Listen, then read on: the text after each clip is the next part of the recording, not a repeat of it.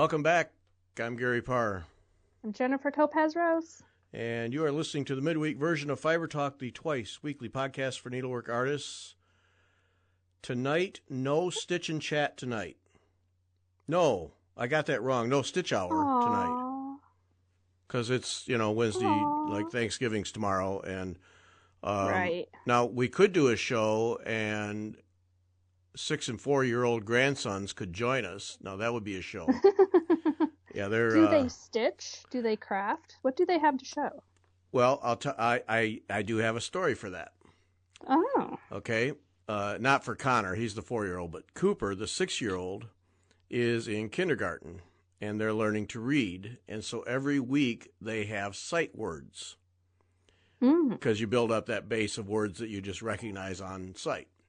Right. And so he has to do those. So they have little sheets of activities that you do to help you do sight words, like write them on Post-it notes and then hide them and then do hide and seek, find them and write them in different colored pencils and blah, blah, blah, blah, blah. Well, okay. The last time Cooper, the last time Cooper was here and stayed overnight, we had to work on his sight words.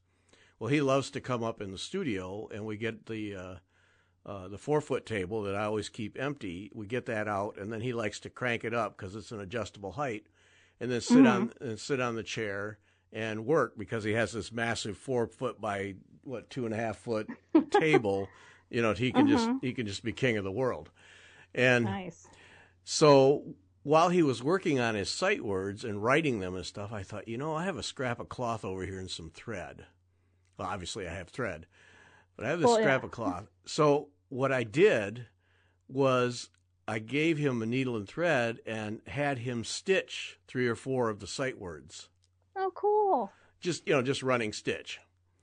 Yeah. But he'd never done it before. So I had to knot the thread into the needle because that kept pulling out, of course.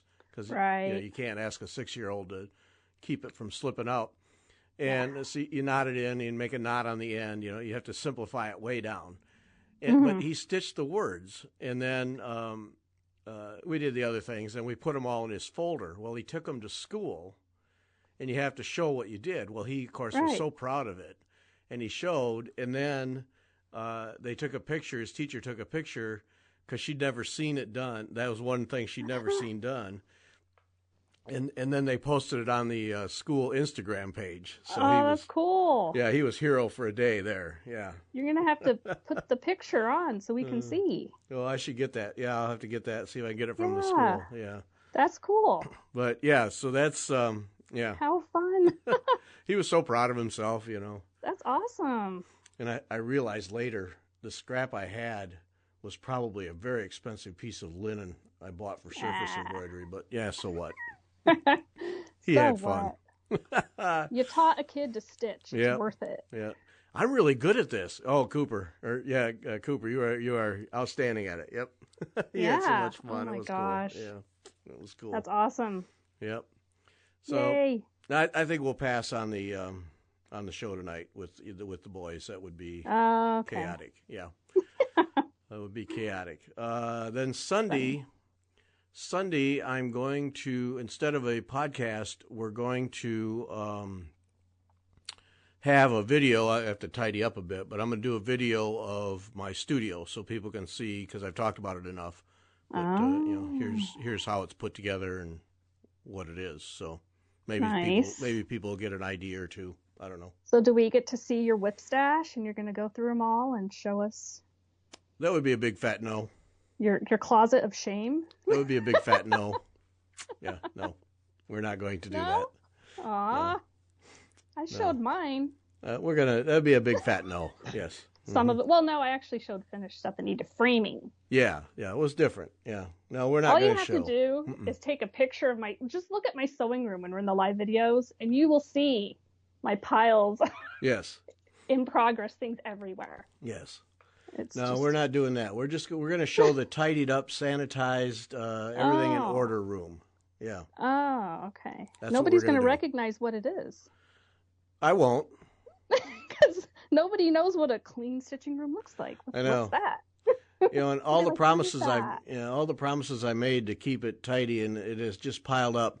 And a part of the problem is when we do those stitch and chat shows, stuff comes out to show because people wonder and so on. Yeah. And then I make it a point most of the time to put it back, but I'm not really good at it. And so now it's got to all get put back where it belongs, and I got to reclaim my main working tabletop. Yeah. But I have been good about that 4-foot table that I said I would always keep empty so I could wheel it into service at any moment and have a big open surface. And I have been very good about that. That stays empty. I've got 2 things sitting on it right now that are in transition, but otherwise, I've been good about that. So I'm pretty proud of that. Nice. The rest of it, man, I wish I could keep mine. Yeah. I know, because I bring out, it's like I get working on a project, and then suddenly the other one, it's like ooh, I want to work on this one. So you get it out, but you're still working on the other one. So I'm working on 2 at a time. But then, ooh, I forgot about my Whipgo projects. Oh, I got to get those out because I need to work on them before the end of the month. So then I have 4 or 5 projects out going at the same time, plus a crochet afghan, plus, paper piecing. It's like, it's chaos. Yep. Well, I need some tidying up around here. But anyway, so Sunday we'll have a video of the workroom all cleaned up and sanitized and dusted, everything. So we'll do that. Will know what it is. Ooh. Yep. The next Wednesday will be Stitch and Chat, and then the 8th, December 8th, mark it on your calendar, because Kathy Andrews is going to come back. Now, we talked about it a little bit in the show on Sunday, this past Sunday, her art stitching and how she uses needlework to work through things. Yeah. And she is a breast cancer survivor. And we saw some of this. You can see it in the video that Beth and I did at the EGA thing. You can see some of her work. But she is a breast cancer survivor, and she did a whole series of pieces, freeform art needlework pieces, all the way through, expressing her different emotions and feelings all the way through the process. And then including some encouraging words from her daughters and that kind of thing. And she put together a video of it, and I asked her if she would be willing to talk about it on a show, and she said sure. So on the 8th, Kathy is going to join us, and we'll look at that artwork and have her talk about what she was experiencing at that time and how she's expressing it and so on and so forth. It's a very moving piece, very moving series of pieces. And that's going to be awesome. Yeah, so that... bring your Kleenex. Yeah, exactly, yeah. Now, when I watched the little video she put together that takes you all the way through it, I had to get out of Kleenex. Yeah, oh my goodness. Admire anyone who's battled through that kind of stuff. And Yep. So that'll be on the 8th. So mark that down. Tell your friends you do want to see that and see how she got through it. How needlework helped her get, needlework didn't do all of it, believe me. Right. Emotionally, though. Yeah, but it's an outlet, an expression, a way to get through very difficult, challenging times. And I can't even imagine what goes through your mind through that process. But yeah, 'cause stuff like that, not only do you need the physical help, you need the emotional help. Right. Because it's not just a physical disease. Right. So. Yeah, that's just it. I don't even want to dig into it, but Anyway, she's going to, and of course you can't even talk about it if you've never experienced it, because I don't think you have a clue. Right. It's like you can empathize and maybe imagine a little, but you just won't ever know until it happens to you. No. So. Some dark nights and long days, and I'm not touching it. Nope. So anyway, that will be on the 8th. We'll get to experience that through Kathy's eyes and her needle and thread, and looking forward to that. That'll be an experience. Nice. So coming up. Now, last week... What? Did you go back and look at those pieces that she said were the Rosashi? I hadn't had a chance yet. But remember, she talked about the Rosashi pieces at the EGA? No, I didn't either. No. But, she got me all... her mom talked about it, and it sounded cool, and now you talked about it. Now you're getting... Yeah, now I've got the bug. You're getting Kate Festo and Kathy Andrews mixed up. Oh yeah, Kate. Oh, that's right, I am. Oh, I'm You so are. bad. Now the Kate Kate Festo, and... the Kate Festo yes. stuff that I thought was needlepoint. Yes, I did go back and look at that to see that it was Rosashi and see the difference. Yes, right. Yes, I got them confused. It's because I listened to like 3 podcasts in one day. Sorry. That'll happen. Yes, yes. So yes, Kate got you wound up a little bit on Rosashi. Yes. Now I'm like, I'll try Rosashi. It sounds fun. Anyway. Yep. So Kathy Andrews on the 8th. And then last week when Beth and I were rambling on about all kinds of our whips and our, whatever, heard from 2 people who wanted to know how Whipgo works. Right. And from stem to stern. And I knew we were doing this week, so right. I know an expert. So take us through this Whipgo in less than half an hour. Take us through how this Whipgo works so that we can have an understanding, because it's Whipgo, which is the the needlework version of bingo.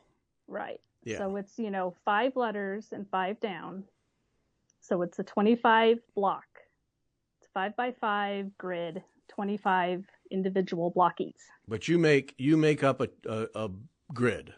Yeah, you make up your own grid. There's no template that I am aware of. People on the Whipgo. So there's a Facebook group called Whipgo, and they usually change it to whatever the year is. So like right now it's Whipgo 2021, and then I think at the beginning of the next year she'll change it to Whipgo 2022. But it's the same group. She just slightly changes the name. And so people on there have asked, like, oh, is there a grid or anything anywhere? I don't think there is. Everybody just makes up their own. You can do it on paper, computer, whatever. You just make up a grid. You choose your own rules for yourself. Okay. The only thing that the Whipgo lady does, and I forget her name, and I could look it up, but I don't have any of my stuff with me right here. The only thing she does is pull the numbers. And it's numbered 1 through 25, starting at the top, 1 to 5, and then 6 to 10, and it goes across like that. Okay, so 1 to 5 across, 6 to 10 across, 11 to 15, 16 to 20, 21 to 25. Okay. Right. Goes across like that, and the one in the middle, I think, is 13. Okay. That's your free space. Now, you can put a project in there or not. It's your choice. You do what you want with that space. But there will be a month where she calls 3 numbers somehow. How did she do that? I don't know. Anyway, she pulls the numbers. So if she pulls 13, then she'll pull another number. So there will be one month that has 3 numbers, and it's just because she pulled the free space. Okay. All right, now back up. Right. Because see, now you've lost me already. I already got you confused. Okay. Okay, so let's back up to the beginning. All right, so we have this grid numbered 1 to 25 across. Mm-hmm. Now, what do I put in the grid? Whatever you want. Okay, so I pick out my whips, however many I have, and I put them however in. You want to. I put them in however I want them, but I put 1 in each grid, or if I only have 5 whips, then I would put them in multiple times. Who only has 5 whips? Well, I'm saying, I'm teasing. Yes. That's like some of mine I had in there multiple times. Like, so next month, the 2 numbers that she's going to call for December, because November she's already called them. So the December, my thing that I put in twice, they're both, so 1 month is the same project. Oh, okay. Because both the numbers where that modern folk embroidery thing is, both of those numbers are left, which means it's modern folk embroidery all month long. Okay. So I fill these in. So at the beginning of 2022, then I make a grid and I fill in whips. And so, like in my case, I would have to select 25 from the ridiculous number and fill those in. But if I want to make progress on something more than something else, I might put that in 2 or 3 times and leave off something. Sure. Right. So, yeah. If you're I really want to work on this, you can put it in multiple times. Okay. So I make some calls up front, and then that's my grid for the year. Right. Okay, and then she pulls 2 numbers a month? Right. 2 numbers a month, and she'll post them in the Facebook group. Okay, so then those are my 2 numbers. So then what do I do with that then? So then you go to your Whipgo board and you look at those 2 numbers and what's in those boxes. It's Spring Hill and Dawn to Dusk. All right. So whatever, and then you set your own goal. Like, what do you want to do with these things? Do you want to work on it every single day? Do you want to reach a certain point on the chart? People do whatever they want. It's like, I want to completely finish it. Like, if they're close, finish it. Or if it's a big sampler, they're like, I want to get 3 motifs done, you know? Or I want to reach this point, or whatever you like. My goal is I work on whatever the project is 1 hour for 7 days. Okay. 1 hour, any 7 days I want. It can be 3 days at the beginning of the month and 4 at the end. It can be spaced out however I want. Just 1 hour, 7 days. Okay. And since I forgot about my Whipgos this month, I'm now going to have to work on my 2 Whipgos, each one for an hour every day, because I forgot. So I'm going to have to do them both at the same time. So for that month, then when the 2 numbers that come up, then you're going to put in 7 hours in that month on each of those projects. Right. And that leaves me plenty of lee room for if I don't feel good. I mean, like 1 month, March last year, I didn't even complete because it was that month where I had headachiness and wasn't feeling good. And my 2 Whipgo projects happened to be over 1 stitching. And it's like, no way. Why couldn't it have been something that was, now you could, theoretically, it's your own self. You could switch things. Like, I could have been like, I'm not going to be able to handle this. Why don't I switch it with something that's a 14 count? Yeah. I could have done that. I didn't. There's no Whipgo police that says you can't do that. Right. So this sets up a framework then that says in this month, I'm going to put, in your case, 7 hours in on each of 2 projects, in addition to working on other things. Right. And then the next month, then 2 more numbers are drawn, and those 2 numbers then identify other projects. Again, for you, 7 hours or an hour each, 7 days in the month. Right. Okay. So then that says, all right, if I meet those goals all the way through the year, then I make significant progress on each of the projects that are in that grid. Right, because a lot of times you're going to work on it for more than an hour, but if I work on it for 2 or 3 hours a day, I don't count that as like part of the Whipgo. Like, I do per day. Like, I'm like, yeah, you may have worked on it for 3 hours. That was your choice. You're still working on it for 6 more days. Oh, okay. So you discipline yourself that way so that I do. If you get on a roll and do more, that doesn't count toward your 7 hours. Okay. But that's my personal choice. Yeah. You could do it. Like, if you really wanted it to just be 7 hours, you could be like, that counts to 3. I only have 4 more to go. Yeah. My personal choice is, if you want to keep going on it, keep going. If not, switch projects, but at least you got an hour in. Yeah. And like that cottage I was doing, when I finished my 7 hours, the cottage is not finished. I was done with that project. I'm like, I don't want to work on this anymore. Normally, I would finish one of those because they're so small. I was just over it. I didn't want to work on it. For whatever reason, I wasn't feeling it. Yeah. So it got put away, halfway done.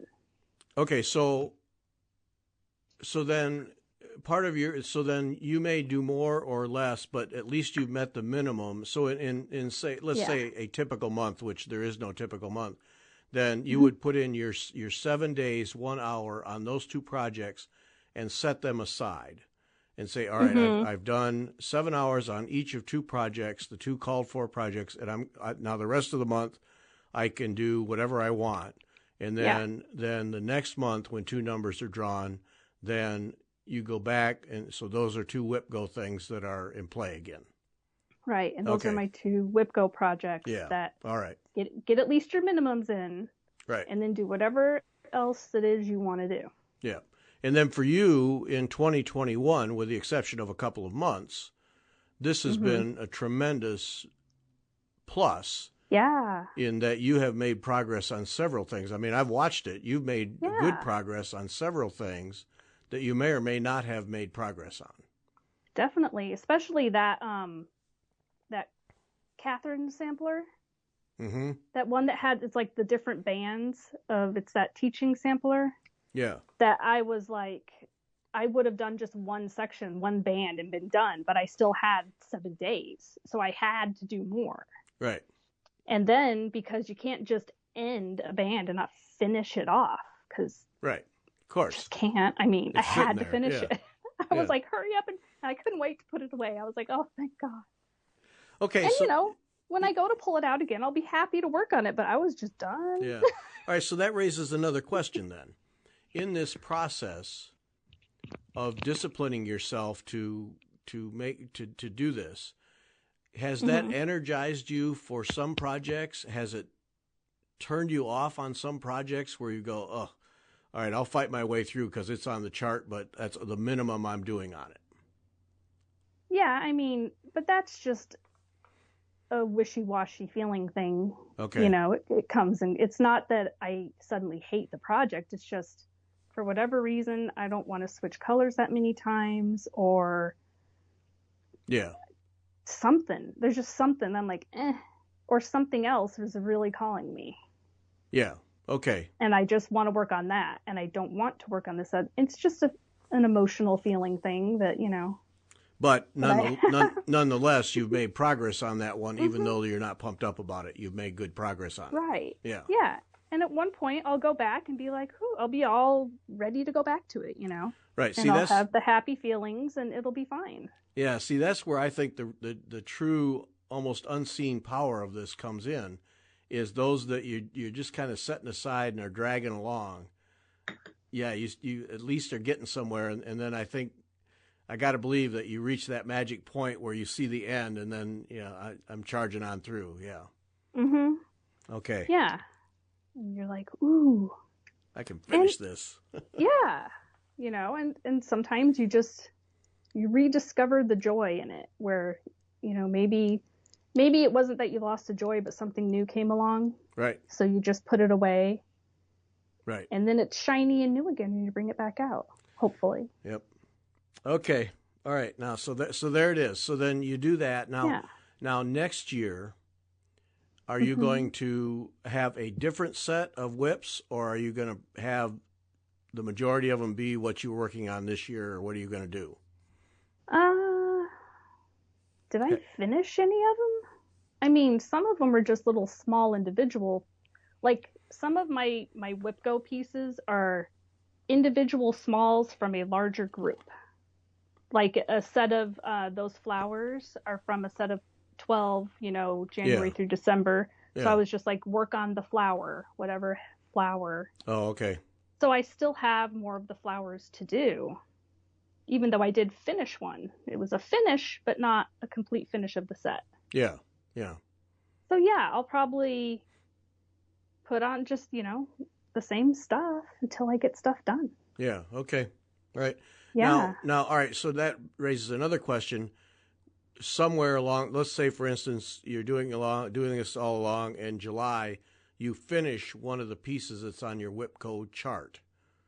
Do you now consider that free time if that number comes up again, that you can do whatever, or do you insert a new one in? If you put something, I would put a new project in. I'd be like, oh, I got that one done, yay. So I finished it, and it's still over here on the board, not pulled yet. So I'm going to fill it in with something else. I'll substitute something else in. Okay. So a finish during the year then is an opportunity to insert another project. Okay. Because why be a slacker, you know? Yes. This is to help you get through things, not to help you slack off and give you excuses. Right. So. Okay. And of course, to anyone who doesn't understand needlework, listening to this would go, what is these people's problems that they have so many projects they have to make a chart to make sure they get them done? What is their problem? You know, but whatever. It I happens. didn't used to be this way. I used to be a one project at a time girl. And I would just plow through, like the cottages, the village alphabet I'm doing that I just started, that I had done the Yes. welcome to the like Copazes in the way back in 1995 for my family. Mm-hmm. Because all I worked on was like that one piece. That's all I did. I finished that thing in probably 3 or 4 weeks. Yeah. But that's all I worked on. And then I worked on the next project. Yeah. And I did one thing at a time. Like a normal human. Yes. I guess maybe it was normal back then, but it ain't now. So have things changed from in the past? Like, because I've always done, like, this is the first time I've ever like had the community of stitchers. I've always just been my own lone self doing things. Have people always had multiple things going at a time, or is this a new thing as we've gotten social media and all that kind of stuff? I think that's a really excellent question. Has social media caused more people to have more projects than they have any business doing? And I would venture it has played a huge role. Yes. You'd think so. That's a good question, and I bet you're spot on. Yep. Yeah. Yep. People have to like write in and tell us, like, did you used to only do one thing at a time, but then when you started seeing more and more people doing more and more stuff, did you start doing more things and therefore have more projects going? Yeah, I think you hit on it. We're all feeding each other's meters, and it's getting and it can get out of control. Yes, it can. Yes, it can. That's a good one. That's a good one. Yeah, that'd be interesting to hear from people. Yeah.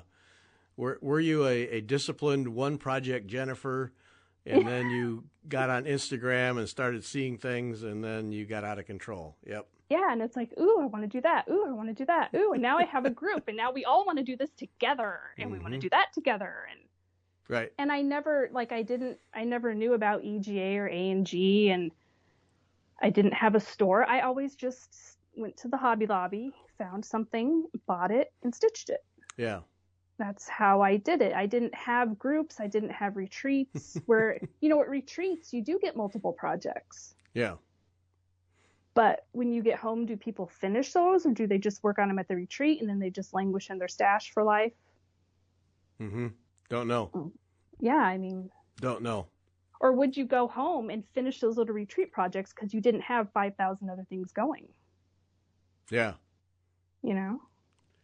Oh, that's a good one. That's a good one. Oh boy! All right, it'd be interesting to see if people respond. And let us know if social media all about it. Social media has been your culprit. Yeah. And some people will say yes, it has. How did you used to be before? Yeah. Some people will say yes, it has, just to have something to blame other than their own lack of discipline. Yeah. Right. I mean, as soon as I started seeing, like, even with knitting and crochet, I started watching knitting podcasts, and then they're always like, oh, I bought this in new yarn, and it turns into the knitting people, every time they did a podcast, they had to have new yarn, they had to have new bags, they had to have, and it just turns into this shopping spree thing. Yeah.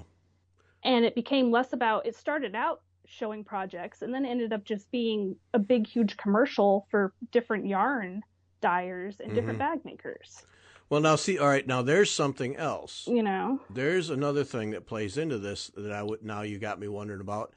What role has floss tube played in this? If you are a regular floss tube person, in order to have something to talk about each time, to show, your hauls and all the different things that they do. Right. In order to have something new each month. You keep buying. Yes. Keep buying and keep buying. And were you buying like that before, or did this prod you on? And then you have the people, the floss tubers, who people just start sending them stuff. So then it becomes a floss tube about thanking everybody for all of the things they sent you. Yep. I mean, it's just interesting how I think maybe social media might have changed the way we do our stitching, and that maybe, I don't know though. I don't know if I'm the only one that only did one project at a time back then before social media. I don't know if I'm just the abnormal one and everybody else was always doing multiple projects, and then social media came along and it just was like, oh, then they were like, oh, other people do multiple projects too. I'm not the only one. I don't know. Well, that's interesting questions. Yeah, it did. Yeah. Okay. All right. We'll see what people say because. Just curious about it. Yep. Because you're right in that if you're by yourself, obviously you would tend toward one project. But even if you're a member of an EGA local chapter, you would see each person working on a project and may not really know if they have a bunch more, or everybody's working on one because you had a speaker. So yeah. But I mean, like, so maybe did people who were involved in EGA and in guilds and stuff, did they tend to have multiple things going on at a time just because they're taking classes and stuff? Whereas I was just stitching in my own little world. I had nobody else that did it. Right. It was nobody that I knew. It was me. I was the young little girl doing this granny stuff. Yeah. And, they were like, "What are you doing?" Isn't my grandmother does that? I'm like, "Yeah, so do I." Yeah. Yeah. leave me alone. Yeah. Exactly. Yeah. It's like, whatever. I don't care. Yep. Okay. All right. Those are good questions. We don't have answers. They're good questions. Now you just started this alphabet thing, this alphabet piece. You find the most, either you already have them or whatever, but you find the most. You have the most interesting pieces. So this alphabet piece that you're starting, which describe in a second. But the question that came to my mind when that popped up in your Instagram that you were starting on this thing, is what is it that appeals to you when you look to a project? Because you really do find most interesting pieces. Like that one, the minute I saw it, I thought, wow, that would be fun to do. Yeah, this is old. This is from 1993. The copyright's 1993. Okay. And I bought this in Hobby Lobby for $4.68. Okay. Like I said, I started cross-stitching because it was cheap. I went to the store. I went to Hobby Lobby, which was new for me because in Colorado, they didn't have Hobby Lobby back then. I was in Texas and they had the Hobby Lobby.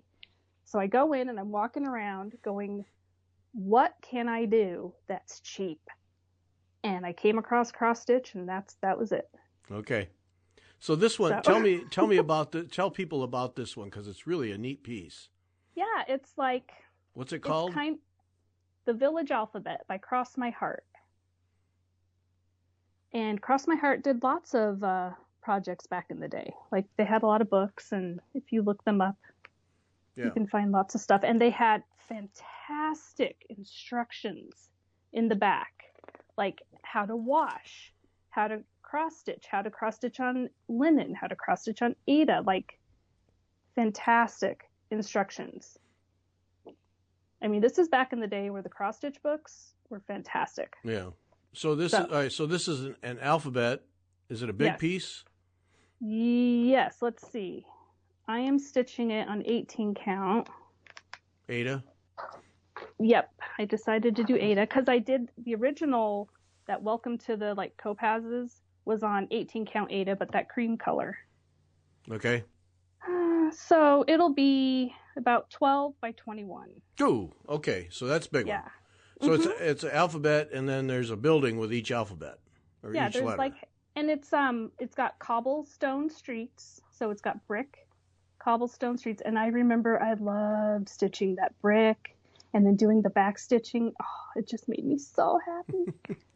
I don't know why. And then it's got all the houses are kind of like Victorian-y looking, and the letters are very almost Gothic. Yeah. And there's like a castle. I love castles. There's a couple different castle things and gazebo. And it's got bushes, and the bushes have little flowers on. And I remember I loved putting in the little flowers. Right. Yeah, it has that Gothic medieval look and feel to it. Which I love. But a positive medieval. Yes, very cheerful. Yes. Yeah. It's very cheerful, very warm. It's got a lot of oranges. So I think my my light blue background is going to work great with all these oranges. Okay, so what makes you blue and orange? Yeah. So what attracts you other than the fact you could get it for $4? What are the kinds of things that attract you when it comes? Even now, I just liked it. You just liked it, but I saw it and I went, ooh, yes. Okay, nothing specific then. There it is. Yeah, it has to. When my husband, if we're out and about and he hears ooh, he knows it's trouble. He knows ooh means money will be spent because I found something that I really like. Okay. Yeah. So it's just a personal like feeling that attracts you. Yeah. Yeah, it's an instinctual thing where it just hits me and I like it. Okay. It really, that's really it. There's no specifics. No, not really. I'm very emotional. Well, that's okay. That's okay. Because for me, I follow my emotions. Because for me, it's a challenge. Is there a challenge in there? Is there something I'm going to learn? Oh no, I don't care about that. Okay. It's just, do I like the picture? Do I want to stitch it? Oh, okay. Well, I mean, that's everybody has a different thing. I mean, for me, it is there at least a medium challenge in there? Am I going to learn something different? Am I going to work with threads I've never worked with? That kind of thing. I look for that kind of thing. Oh yeah. And of course, for me, a male type person, a lot of them are just of no interest. Because they're female oriented. Yeah, very feminine, frilly. Yeah, I just couldn't care less. But so that eliminates for me a whole bunch of them right out of the gate, like just right on by. And I think that's why I'm counted canvas work. It appeals to me because so much of that is it just fits me better. Right. But yeah, like a lot of the cross stitch stuff, no thanks. Yeah. So. But I was never afraid of, like, if it had specialty stitches and stuff, that never would deter me. That was never a problem. I was never like, oh, I can't do that. I was like, oh, something new. Okay, cool. So let's see. Whatever. It never bothered me. I was never like, ooh, I don't know. So no fear of learning something new. No. I like it. I'm going to stitch it, and I'll figure out the difficult parts if they are. Right. Yeah. Okay. Yeah. So like my Whipgo thing is one of the Teresa Winsler, that little mini winter sampler, and I'm going to start working on that again later today. And it's got all kinds of stuff in it. It's got cut work with beads and those dove's eyes, and I've never done that before, but I'm going to. Yep. And I'll practice on a little scrappy doodly, make sure that I don't screw it up, and then I'll go for it. Okay, so you do that. You don't just dive in. You pull out a scrap and at least get proficient. For that, I'll do a practice for sure. Yeah. Yeah. Definitely. I already did, actually, on that one little chicken piece that I restitched because I didn't like the fabric. I kept the one that I didn't finish stitching, and I did the practice on that one. I've got it here somewhere. Yeah. Okay. Because I think that's important. I think it's important if you come up with something new. Especially if you're going to cut, I'd practice. Yeah, especially if you're going to cut. Yeah. Practice before you cut. Make sure you know what you're doing. Then do it on your other one, Yeah. Doodle cloth is your friend. Mm-hmm. Yes. Yep. Now, do you have favorite designers? I do have some, like Paula Vaughn, obviously. Yeah. Love Paula Vaughn. I don't know. I like a lot of the Plum Street and stuff just because they're cute. Rosewood Manor, she has such a good variety of things that you could, if you had to stick with one, you had to pick one designer. She does such a variety, from cutesy to elegant to everything in between. Yeah. I agree. I agree with Karen. Yeah. I will always say she's the best in the business. Because of that one factor, and that is she's never in a rut. There's always, and you look at her catalog of things. You're right, from serious to cute to elegant. All of the adjectives that you could haul out. She hits them sooner or later, and just when you think you've seen all those things, she's over here on another street doing these other things, like these Halloween things she's been doing lately, are just terrific. And I don't even, I couldn't care less about Halloween, but she really is, like, whoa, right out of left field there. And I think that's what sets her apart, is that range and versatility that you just don't see. I do tend to like things that I'm going to display in the house. Mm-hmm. Because I don't have a whole lot of bought artwork. Most of the stuff on my walls is stuff I've made. Okay. So I've got a lot of cross stitch up and some quilting things up. And so I like things that, like, I have some rose artwork, like some little pictures that we had bought in the Netherlands in our bedroom, that these rose ones that I'm making from Veronique Engineer, whatever, that I'm doing those to replace those. Okay. So see, I picked them because I want to display it. So I picked some artwork that I want to recreate and put up on my wall.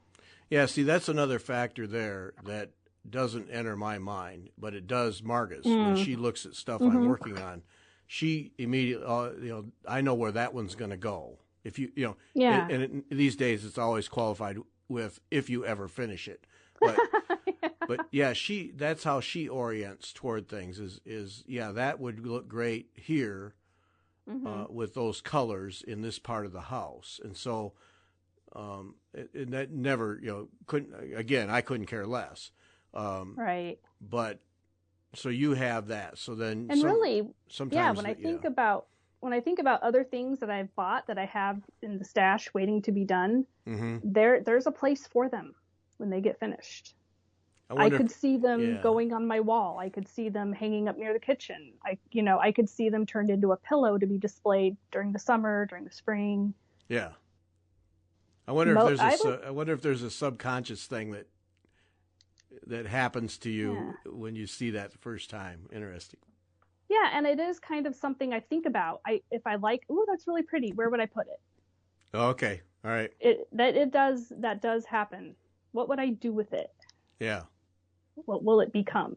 Because I like to make my stuff into useful stuff. I mean, Afghans everywhere, quilts everywhere. Yeah. Okay. Because interesting. For me, is there a challenge? Is there something to learn? Okay. I guess mine's the usefulness. Right. I like to create, but it needs to be useful. Yeah. In some way. All right.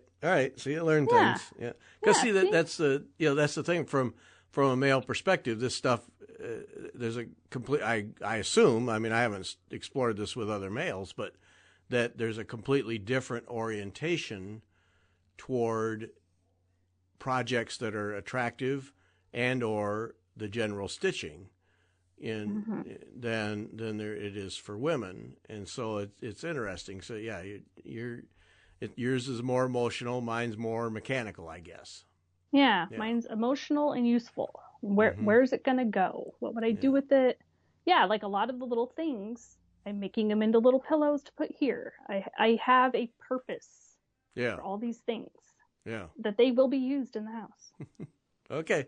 I learned things. Yeah, me too, apparently. I guess I never really thought that deeply about it. Yeah. But when I really think about it, I like it, and then what am I going to do with it? And if I can't think of something that I would do with it, or if it wouldn't go, do I like it enough to buy it then? Probably not, because it wouldn't be useful. Now, see, there's another aspect. I got no use, from your perspective, so maybe I'm not even going to bother with it. Yeah. Mm-hmm. Right. And like a lot of like the bigger, I have very few larger samplers that I've bought to make. And they are all ones that I look at it and I'm like, can you picture that in the house in like a guest bedroom? And if it's yes, then I bought it. Okay. But if I couldn't picture putting it up in the house, like that berry bowl sampler, that's going to be perfect in my dining room. Yeah. Like it's got a spot. Okay. Does that motivate you when you're stitching? It does. And if I really want something up, man, I'll work on it. Interesting. Yeah. But then, so I was working, I'm doing the back stitching on my roses. Yeah. But then I found the fabric I wanted for this village alphabet, and it has been wanting me to stitch it for like months. And I've been waiting since like August, and I had to like cancel an order of fabric and find a new fabric because it just wasn't getting done.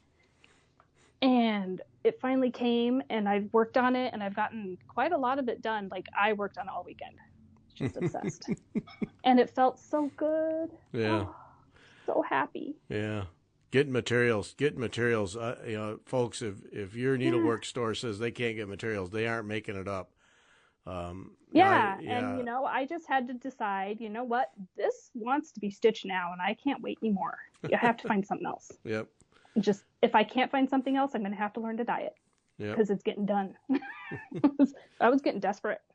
Yep. No, I don't have Pour to Fet. I don't have the threads for it. Because Jean Lee can't get the threads. Jean wrote to me. She said, I'll get you the threads as soon as I can. But I got half of them, but I can't get the rest of them. And some other. You can't start with half. I don't know. I'm sure. I'm sure from a store perspective, you can't have a whole list of partially filled orders too. That's I guess so. Think about it from that end. If I do a shipment. And then now over on the board, I've got 50 people who I owe a spool of thread to or a skein. Yeah, that's additional. Complicated. Well, yeah, and it's additional shipping costs. Mm-hmm. No way. If I were a store, it's complete order or no. That's true. Because just imagine that nightmare. Mm-hmm. You can't. Oh, geez, you'd have to have a person just keep track of that kind of stuff. Yeah, that could get real complicated. So, nothing you can do. And of course, from my perspective, okay, what am I worried about that for? I got a bunch of other ones, I'll just do those. But for someone who is hot to do something and, they placed an order and they expect to get it, these shop owners are just defenseless. They're absolutely defenseless. They can't. Because what did she say? It was Access Commodities was waiting on spools so they could put the thread on the spools. So they could right. That's the kind of thing that people are dealing with. I have the thread, but I can't put it on spools to ship it to the shops. Right. And so that's a whole nother manufacturing world. And it's probably not easy to retool your machine to use a different type of spool. No way. Yeah. Right. Yeah. So that's a whole other manufacturing world of plastics and plastic supplies and molding and you don't realize where the problem comes from. And so they're sitting there with thread, but I can't spool it, so I can't send it to you. And there we are. Oh boy. Now it's tough. Tough. And then people are wanting to stitch. Yep. So I had to do what I had to do. Sorry. Yep. Yep. The rest of it's just DMC. So. Yeah. And I have most of the colors already because I've already stitched a lot of this already. Right. This will be my third time stitching some of this. Oh, okay. You know it. Yeah. And I remember when I was stitching it back then, I loved stitching it. And I'm doing it now and I'm just loving it again. Yeah. So it's a neat piece. All right, we're going to wrap it up right there, I think. We're going to call it. So no show tonight. Tour of my studio on Sunday. And then mark down December 8th, Wednesday night, December 8th, the Stitch Hour. Kathy Andrews will be with us to talk about her needlework art from the time when she was fighting breast cancer. So make a note. Tell your friends. You're not going to want to miss that one. It's a good one. Yeah, it's going to be good. All right. To all those in the U.S., happy Thanksgiving. Yes, happy Thanksgiving. Thanks for listening. Bye.